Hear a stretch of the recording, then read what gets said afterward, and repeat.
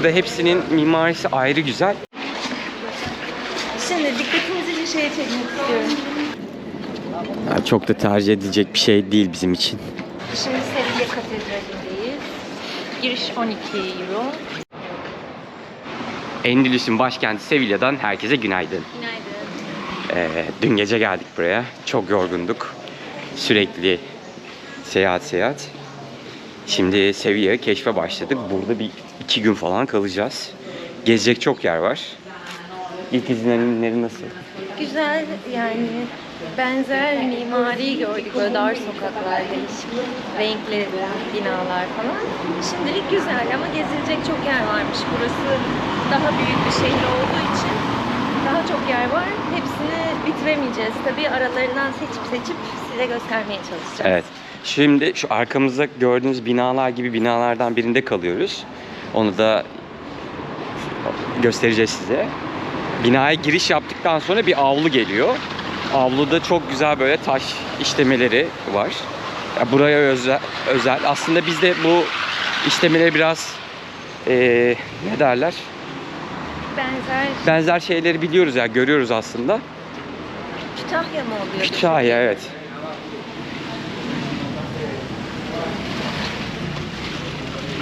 Burada hepsinin mimarisi ayrı güzel.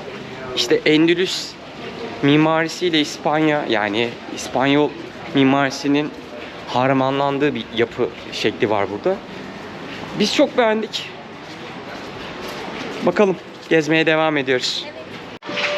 İşte bahsettiğimiz binalar bunlar. Bu sarı rengi çok kullanılıyor binalarda. Tatlı bir sarı ama böyle pis bir sarı da değil. Bakın bu 3 binanın avlusu da böyle. Avlu kültürü acayip var yani. Bütün binalarda avlu var.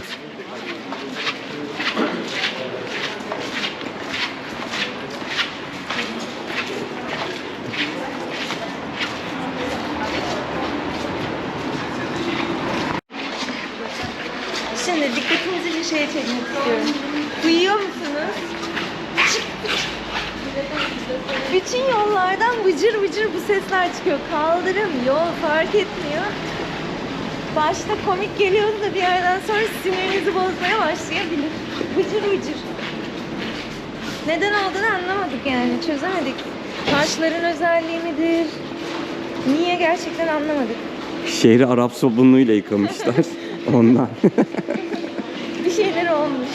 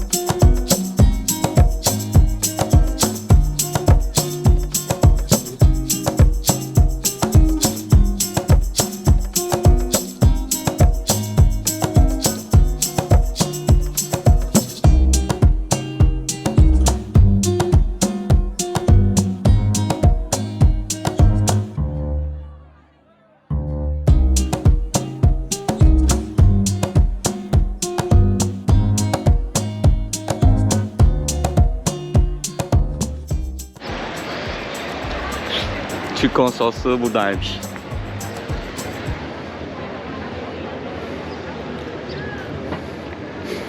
Yine Avrupa Birliği bayrağı. Yanında İspanya bayrağı, yanında Endülüs bayrağı. Futbol severler Real Betis'ten bilirler. Ben de Real Betis'in Sevilla'da olduğunu yeni öğrendim bu arada.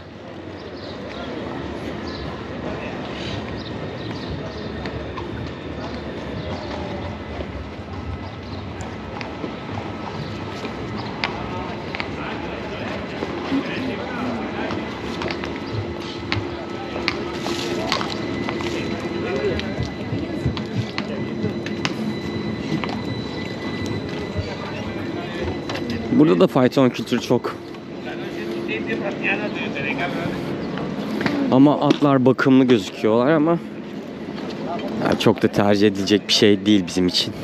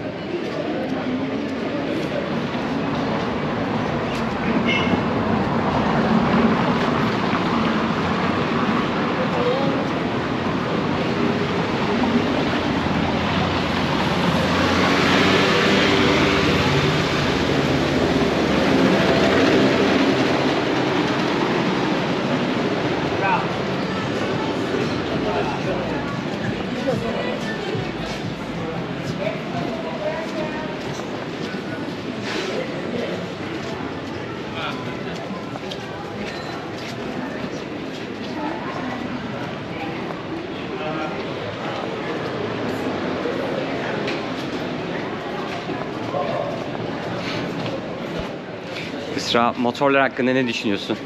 Ya zaten motorlara karşı ilgisi olan insanlarız. Böyle artık dibimiz düştü, hangisine bakacağımızı şaşırıyoruz. Türkiye'de olmayanlar var.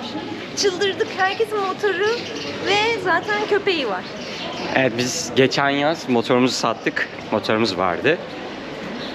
Motoru çok seviyoruz zaten. Sevilla tam bir motor cenneti. Acayip fazla motor var. Hatta ışıklarda şey yapmışlar.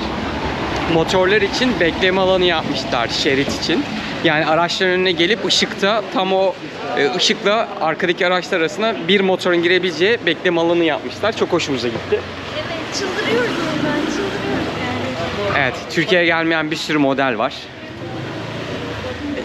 Şehir muhtemelen motor kullanımını teşvik ediyor. Araç trafiğini azaltmak için. O yüzden çok sevdik.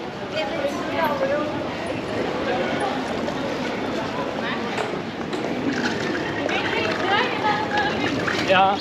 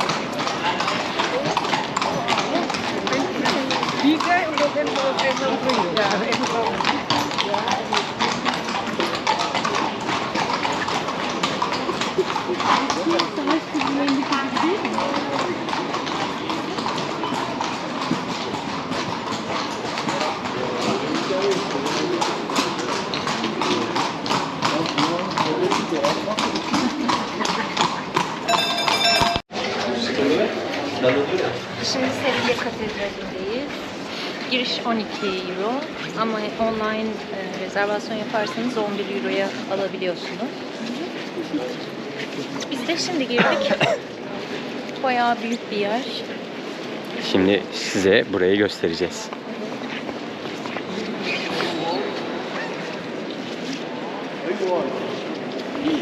Yüksekliği Sagrada Familia kadar yüksek. Öyle hatırlıyorum.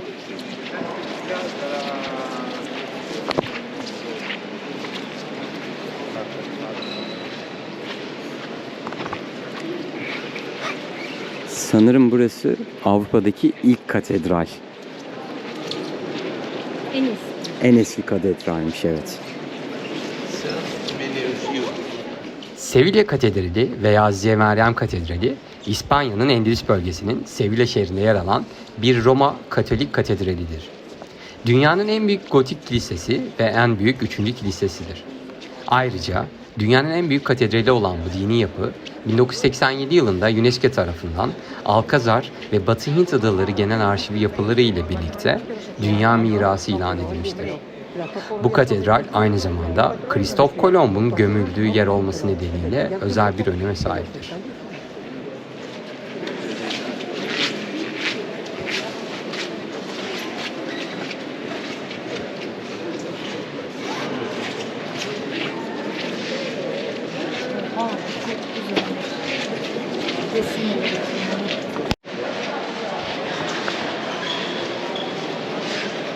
Şurada devasa bir tablo var. Devasa kapılar.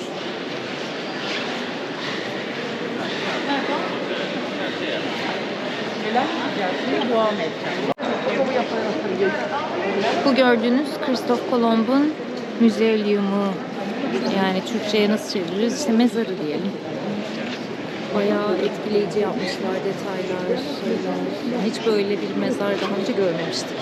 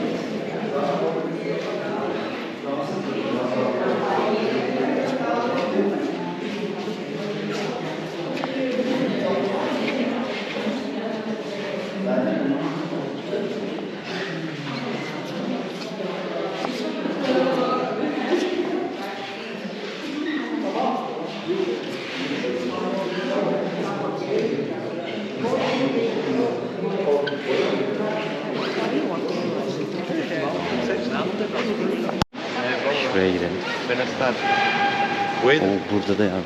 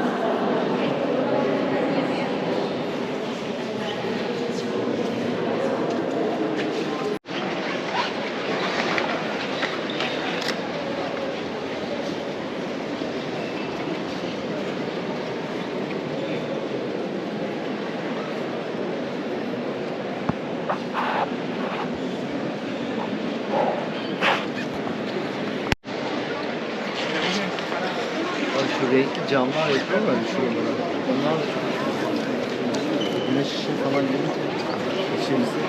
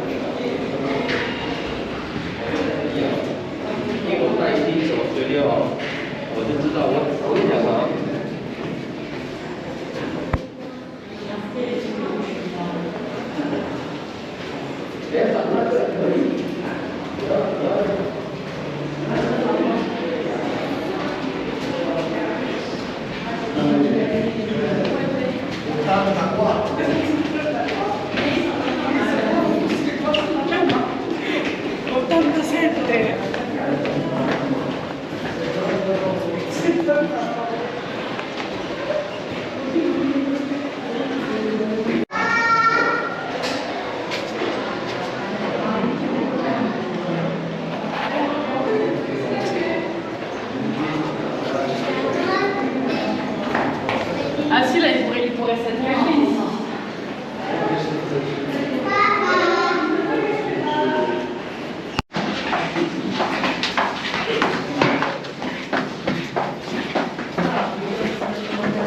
Sonunda Antep'e ulaştık.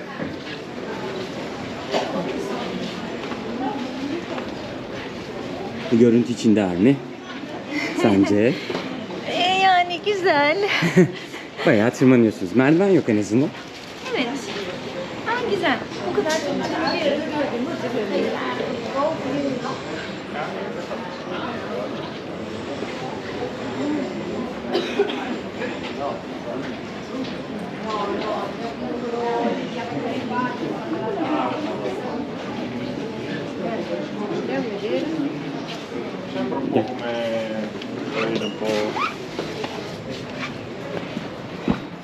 Şehre